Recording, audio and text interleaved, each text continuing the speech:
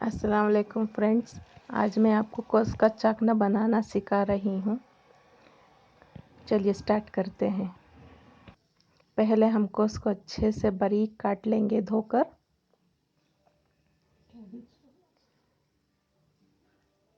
अच्छे से बारीक चॉप कर लेंगे।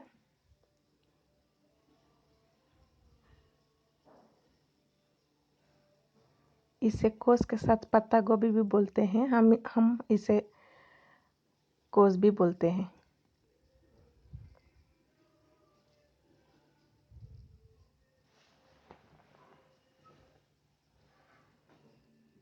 कोस को अच्छे से क्लीन करके धो के काट लेंगे।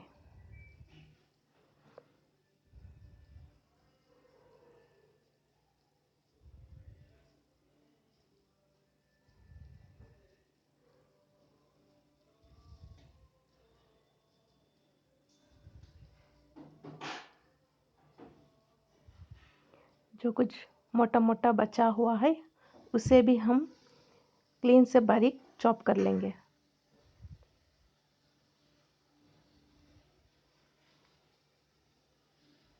सारा कोस काट के होने के बाद हम इसे एक जगह काट रख लेंगे। और अब हम काटेंगे प्याज। प्याज को बारीक चॉप कर लेंगे तड़का लगाने के लिए।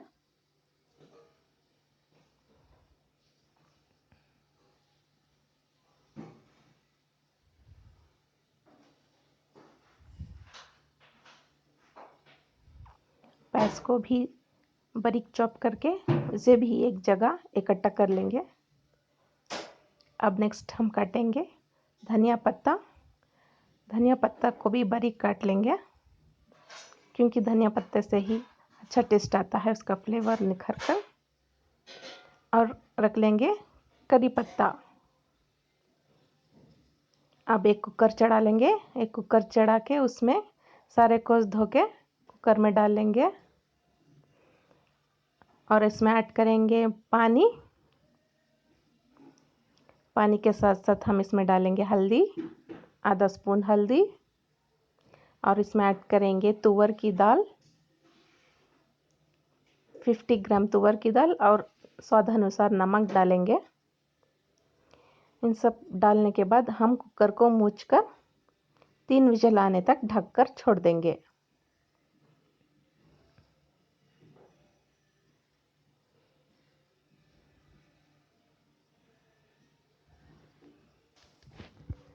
दो विजिल आने तक हम इसे ऐसे ही पकाएंगे।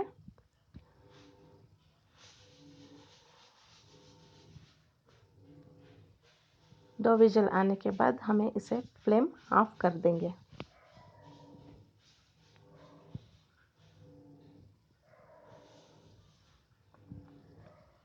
अब हमें कुकर खोल के देखेंगे। अब कोस दाल सभी चीज़ों को हम इस एक छन्नी में छान लेंगे। छानने के बाद हम इसे एक साइड में रख देंगे। अब एक पैन में ऑयल डालेंगे। तेल अच्छे से गर्म होने के बाद हम इसे तड़का लगाएंगे। तेल गर्म हो चुका है। अब इसमें डालेंगे राई, मस्टर्ड। अब इसमें ऐड करेंगे ऑनियन, प्याज जो काटी थी वो प्याज डाल देंगे। अब इसमें ऐड करेंगे करी पत्ता। अब इसे अच्छे से मिक्स कर लेंगे। मिक्स करने के बाद हम इसमें डालेंगे रेड चिली पाउडर।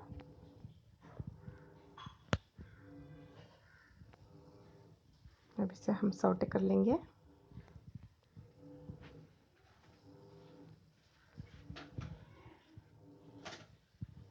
अब इसमें डालेंगे नमक, थोड़ा सा नमक। अब इसमें ऐड करेंगे कोस।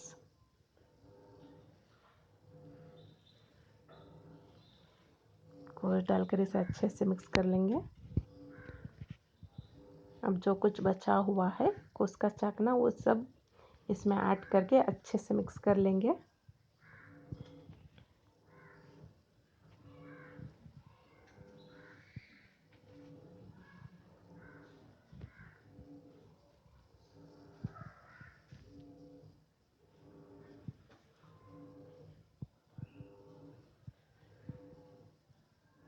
क्लीन से इसे अच्छे से मिक्स कर लेंगे।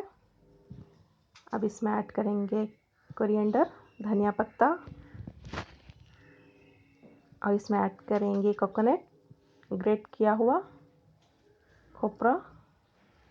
अब फ्लेम ऑफ कर देंगे और एक चाकने को एक सर्विंग प्लेट में अच्छे से निकाल लेंगे, डिश आउट कर लेंगे। ये चाकना देखने में तो लाजवाब लग रहा है, तो खाने में कितना लाजवाब लगेगा सोचिए दोस्तों। यम्मी लग रहा है। आप आगे भी ऐसे ही रेसिपी चाहते हैं तो प्लीज़ मेरे चैनल को सब्सक्राइब कीजिए, ताकि आपको ऐसे ही रेसिपी मिलती रहे।